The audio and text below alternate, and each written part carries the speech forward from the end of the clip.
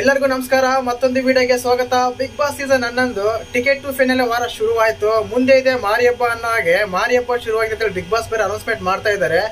ಈ ಪ್ರೋಮೋದಲ್ಲಿ lot of confidence ಇದಾವೆ. Task ಯಾವ್ದು ಇರುತ್ತೆ, ಬೆಳಿಗ್ಗೆ ಬಂದಿರೋ ಪ್ರೋಮೋಕ್ಕೂ ಈಗ ಬಂದಿರೋ ಪ್ರೋಮೋಕ್ಕೂ ಸಂಬಂಧನೇ ಇಲ್ಲ. ಪ್ರೋಮೋ ಯಾವ ರೀತಿ ಕಟ್ ಮಾಡಿದ್ದಾರೆ ಮತ್ತೆ ಟಾಸ್ಕ್ ಯಾವ ರೀತಿ ಇರುತ್ತೆ, ಇಲ್ಲಿ ಮುಖ್ಯವಾಗಿ ಗ್ರೂಪ್ ಟಾಸ್ಕ್ ಆಡ್ತಾರ ಇಲ್ಲ ಇಂಡಿವಿಜುವಲ್ ಆಗಿ ಆಡ್ತಾ ಇದಾರ, ಮತ್ತೆ ಮಂಜಣ್ಣ ತ್ರಿವಿಕ್ರಮ್ ಜಗಳ ಆಡಿದ್ ಯಾಕೆ, ಯಾವ ಕಾರಣಕ್ಕೆಲ್ಲ ಇಷ್ಟೆಲ್ಲ ತ್ರಿವಿಕ್ರಮ್ ಅವ್ರು ರೈಸ್ ಆದ್ರು, ಮುಖ್ಯವಾಗಿ ಟಾಸ್ಕ್ ಅಂತ ಬಂದಾಗ ತುಂಬಾ ಕನ್ಫ್ಯೂಷನ್ಸ್ ಇದೆ. ಆ ಟಾಸ್ಕ್ ಬಗ್ಗೆ ಎಲ್ಲ ಮಾತಾಡೋಣ.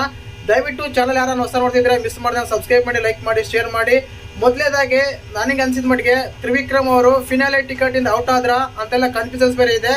ಮತ್ತೆ ಯಾವ ಕಾರಣಕ್ಕೆ ಔಟ್ ಆದ್ರು, ಯಾಕೆ ಔಟ್ ಆದ್ರು, ಮತ್ತೆ ಮಂಜಣ್ಣ ಆ ರೀತಿ ಹೇಳಿದ್ಯಾಕೆ, ವ್ಯಕ್ತಿತ್ವ ಅಂತ ಬಂದಾಗ ತ್ರಿವಿಕ್ರಮ್ ಅವರಿಗಿಂತ ಹನುಮಂತ ಬೆಸ್ಟ್ ಅಂತ ಹೇಳಿದ್ಯಾಕೆ, ಇದೆಲ್ಲ ಒಂದು ಕ್ಯಾಲ್ಕುಲೇಟ್ ಮಾಡಿ ಮಾತಾಡ್ತೀನಿ. ದಯವಿಟ್ಟು ಚಾನಲ್ ಸಬ್ಸ್ಕ್ರೈಬ್ ಮಾಡ್ಕೊಳ್ಳಿ.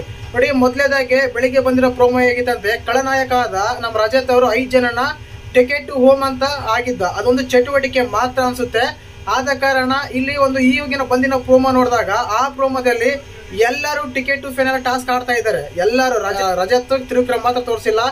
ನಮ್ಮ ಮಂಜಣ್ಣ ಆಡ್ತಾ ಇದಾರೆ, ಧನರಾಜ್ ಆಡ್ತಾ ಇದಾರೆ, ಮೋಕ್ಷಿತ ಆಡ್ತಾ ಇದಾರೆ, ನಮ್ಮ ಚೈತ್ರ ಆಡ್ತಾ ಇದಾರೆ, ಹನುಮಂತ ಆಡ್ತಾ ಇದಾರೆ, ಗೌತಮಿ ಆಡ್ತಾ ಇದಾರೆ, ಭವ್ಯಗೌಡ ಆಡ್ತಾ ಇದಾರೆ, ಎಲ್ಲರೂ ಆಡ್ತಾ ಇದಾರೆ.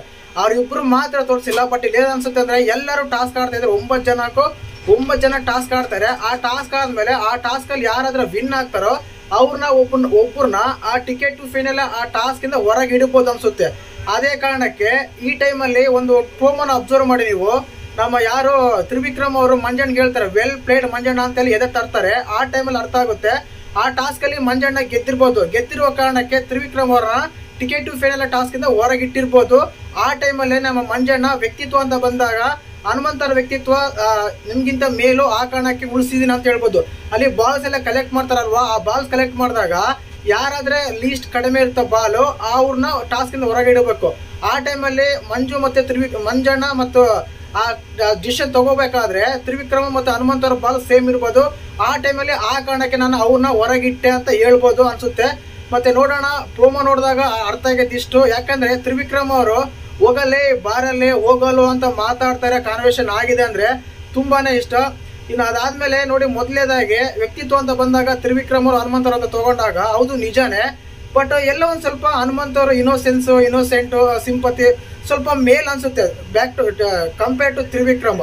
ಹಂಗಂತ ಅವ್ರ ವ್ಯಕ್ತಿತ್ವ ಕೆಟ್ಟದ್ದು ಅಂತ ಹೇಳ್ತಾ ಇಲ್ಲ. ಬಟ್ ವ್ಯಕ್ತಿತ್ವ ಅಂತ ಬಂದಾಗ ಎಲ್ಲರೂ ಅದೇ ರೀತಿ ರಿಯಾಕ್ಟ್ ಮಾಡ್ತಾರೆ. ಬೇರೆ ವ್ಯಕ್ತಿಗೆ ಒಂದು ಹೋಲಿಕೆ ಮಾಡಿ ನಿನ್ ವ್ಯಕ್ತಿತ್ವ ಸರಿ ಇಲ್ಲ ಅಂದ್ರೆ ಎಲ್ಲರಿಗೂ ಕೋಪ ಬಂದೇ ಬರುತ್ತೆ.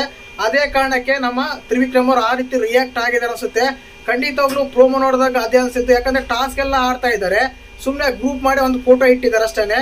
ಇದು ಟಿಕೆಟ್ ಟು ಫೈನಲ್ ಟಾಸ್ಕ್, ಎಲ್ಲರೂ ಆಡ್ಲೇಬೇಕು. ಆ ಕಾರಣಕ್ಕೆ ಆ ಟಾಸ್ಕ್ ಗೆದ್ದಿರುವ ಕಾರಣ ಮಂಜಣ್ಣ ತ್ರಿವಿಕ್ರಮನ ಹೊರಗೆ ಇಟ್ಟಿರ್ಬೋದಂತ ಅನ್ಸುತ್ತೆ. ಇದು ಕೇವಲ ಅಪ್ಡೇಟ್ ಅಲ್ಲ, ನನ್ನ ರಿವ್ಯೂ ಅನಾಲಿಟಿಕ್ ಮಾಡಿ ನೋಡಿದಾಗ, ಪ್ರೋಮೋ ಅಬ್ಸರ್ವ್ ಮಾಡಿ ನೋಡಿದಾಗ ಅನ್ಸಿದ್ದು. ಇದು ಆಗ್ಬೇಕಂತೇನಿಲ್ಲ. ಯಾಕಂದ್ರೆ ತ್ರಿವಿಕ್ರಮ್ ಅಷ್ಟೊಂದು ರೈಸ್ ಆಗಿ ಆಗ್ತಾರೆ ಅಂದ್ರೆ ಅದೇ ಕಾರಣ ಇತ್ತು ಅನ್ಸುತ್ತೆ. ಮತ್ತೆ ನಿಮ್ಗೆ ಪ್ರೋಮೋ ನೋಡಿದಾಗ ಯಾವ ರೀತಿ ಎಲ್ಲ ಡೌಟ್ಸ್ ಬಂತೆಲ್ಲ ಕಮೆಂಟ್ ಮಾಡಿ. ಹಾಗೆ ಚಾನಲ್ ಯಾರು ಹೊಸ ಮಾಡ್ತಿದ್ರೆ ಮಿಸ್ ಮಾಡ್ದಾನೆ ಸಬ್ಸ್ಕ್ರೈಬ್ ಮಾಡಿ, ಲೈಕ್ ಮಾಡಿ, ಶೇರ್ ಮಾಡಿ. ಖಂಡಿತವಾಗಿ ಅಪ್ಡೇಟ್ ಕೊಡ್ತೀನಿ. ಜೈ ಹಿಂದ್, ಜೈ ಕರ್ನಾಟಕ ಮಾತೆ.